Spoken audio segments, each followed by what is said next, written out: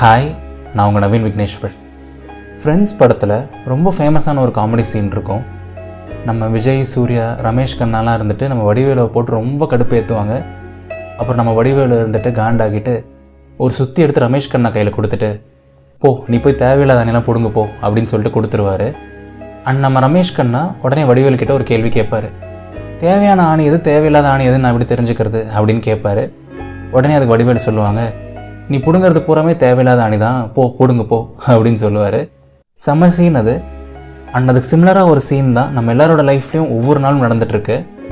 இப்போ வடிவேலு தான் கடவுள் அப்படின்னு வச்சுக்கோங்களேன். அந்த ரமேஷ் கண்ணா தான் நாம் எல்லாருமே, நம்ம மனுஷங்க எல்லாருமே வந்து கடவுள்கிட்ட போயிட்டு எனக்கு அது கூட இது கூடன்னு சொல்லிட்டு ரொம்ப கடவுளை வேண்டுறோம், கடவுளை போட்டு ரொம்ப நோண்டிகிட்டே இருக்கோம்.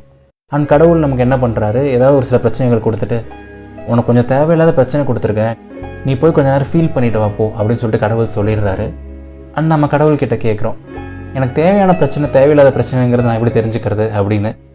உடனே அதுக்கு கடவுள் சொல்கிறாரு, நீ ஃபீல் பண்ணுறது பூராமே தேவையில்லாத பிரச்சனை தான், போ ஃபீல் பண்ண போ அப்படின்னு சொல்கிறாரு. நீ பிடுங்கிறது பூராமே தேவையில்லாத அணி தான், போ பிடுங்க போ அப்படின்னு சொல்கிற மாதிரி.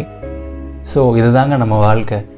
பாதி நேரம் இல்லை, முக்கால்வாசி நேரம் தேவையில்லாத விஷயத்தை நினச்சி யோசிச்சுட்டு இருக்கிறது, தேவையில்லாத விஷயத்தை நினச்சி பயந்துட்டு இருக்கிறது, அப்படியே தான் போயிட்டுருக்கு நம்ம வாழ்க்கை. ஒரு மனுஷன் ஒரு பிரச்சனைக்கு ஃபீல் பண்ணலாம், 2 பிரச்சனை நினச்சி ஃபீல் பண்ணலாம், 3 பிரச்சனை நினச்சி கூட ஃபீல் பண்ணலாங்க. ஆனால் ஒரு 500,000 பிரச்சனை நினச்சா ஃபீல் பண்ணுறது பாவம்லாம். அந்த உடம்பும் ஒரு பாயிண்ட்டுக்கு மேலே அந்த பிரச்சனையே நினைக்கும், எவ்வளோ அடித்தாலும் தாங்குறான், இவன் ரொம்ப நல்லவனாக இருப்பான் போலே அப்படிங்கிற மாதிரி.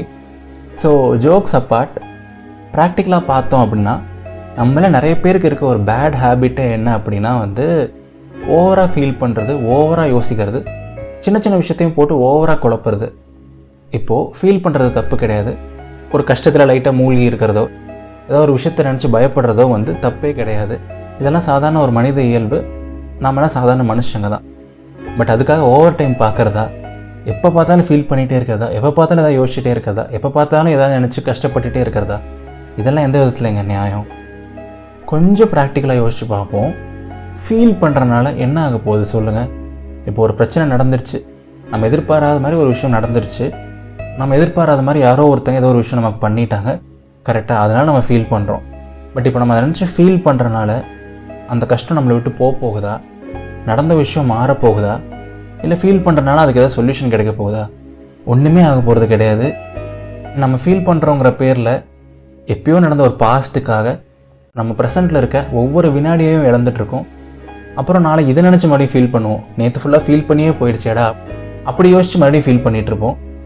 ஃபீல் பண்ணுறனாலே எந்த பிரயோஜனமும் இல்லை. அப்படின்னா ஓவராக ஃபீல் பண்ணுறனால மட்டும் என்ன ஆக போகுது சொல்லுங்கள்? ரெண்டாவது விஷயம், ஒரு கஷ்டம்னா என்ன, ஒரு பிரச்சனைனா என்ன? நாம் ஒரு விஷயம் இப்படி நடக்கும்னு நம்ம நினச்சிருப்போம், அது அப்படி நடக்காமல் வேறு மாதிரி நடந்திருக்கும், நமக்கு லைட்டாக ஒரு வருத்தம் கொடுக்குற மாதிரி அது நடந்திருக்கும், அதுதான் ஒரு பிரச்சனை, கரெக்டாக? ஸோ இப்போ ஒரு பிரச்சனை ஆகிடுச்சு, ஒரு விஷயம் தப்பாக நடந்துருச்சுன்னா அதுக்கடுத்து என்ன பண்ணணும்? அது ஏன் தப்பாச்சு, நம்ம சைடில் என்ன தப்பு இருக்குது, நம்ம என்ன பெட்டராக பண்ணியிருக்கலாம் அப்படின்னு சொல்லிவிட்டு, ஸோ நெக்ஸ்ட் டைம் வந்து அந்த தப்பை நம்ம கரெக்ட் பண்ண ட்ரை பண்ணலாம். So learning from your mistakes அப்படின்னு சொல்லுவாங்க. இது வந்து ஒரு நார்மலான ஒரு விஷயம். ஸோ அதுதானே பண்ணணும். ஆனால் நாம் என்ன பண்ணுறோம், ஏன் அந்த தப்பு நடந்துச்சு, நம்ம மேலே ஏதாவது தப்பு இருக்கா, மற்றவங்க மேலே தப்பு இருக்கா, அதோட ரூட் என்ன, மறுபடியும் இது நடக்க வாய்ப்பு இருக்கா, எதை பற்றியும் யோசிக்கிறது கிடையாது. ஒரு பிரச்சனை வந்துருச்சா, உட்காரு, நாள் ஃபுல்லாக ஃபீல் பண்ணு, அடுத்த நாள் மறுபடியும் எந்திரி, மறுபடியும் ஃபீல் பண்ணு, அதுக்கு அடுத்த நாள் ஃபீல் பண்ணு, வாட்ஸ்அப்பில் சேட் ஸ்டேட்டஸ் போடு, வாட்ஸ்அப்பில் டிபி தூக்கு, ஃப்ரெண்ட்ஸ் எல்லாரையும் போய் திட்டு, வீட்டில் இருக்க எல்லாரையும் திட்டு. இதனால் அந்த பிரச்சனை வந்துச்சுன்னு கூட யோசிக்க மாட்டோம். ஃபீல் பண்ணிட்டு மட்டுமே தான் இருப்போம். மறுபடியும் அதே தப்பை மோஸ்ட் ஆஃப் த டைம்ஸ் திரும்பி பண்ணுவோம். ஸோ யோசிச்சு பாருங்களேன், நம்ம பண்ணுற நிறைய விஷயங்கள் நாமளே தப்பாக பண்ணிகிட்ருக்கோம். அண்ட் அந்த தப்பை நினச்சி மறுபடியும் நம்ம ஃபீல் பண்ணிகிட்டே தான் இருக்கோம். ஸோ பாதி தப்பு நம்ம மேலே தான். அண்ட் ஒரு சில விஷயங்கள் வந்து நம்ம கையிலேயே இருக்காது, நமக்கு நடக்கிற ஒரு சில கஷ்டங்கள் வந்து நம்ம கையிலேயே இருக்காது. ஸோ நம்ம கையிலே இல்லாத ஒரு விஷயத்தை நினச்சி ஃபீல் பண்ணுறதுனால 10 பைசா கிடையாது, 5 பைசா கூட பிரயோஜனம் கிடையாது. வெறும் 5 பைசா பிரயோஜனமான ஒரு விஷயத்தை நினச்சி நாம் ஏங்க 5 லட்சம் லெவலுக்கு ஃபீல் பண்ணணும்? வேணாங்க, பாவம் நம்ம உடம்பு ஃப்ரீயாக விட்டுருவோம், கேஷுவலாக விட்டுருவோம், சரிங்களா? ஒரு பிரச்சனை வந்துச்சு இனிமேல் அப்படின்னா, நான் இது வரைக்கும் பலாயிரம் தடவை ஃபீல் பண்ணிட்டேன், 1,00,000 தடவைக்கு மேலே ஃபீல் பண்ணிட்டேன், இந்த ஒரே ஒரு தடவை இந்த பிரச்சனையை நினச்சி நான் ஃபீல் பண்ண போகிறது கிடையாது, அப்படியே நான் விட போகிறேன்.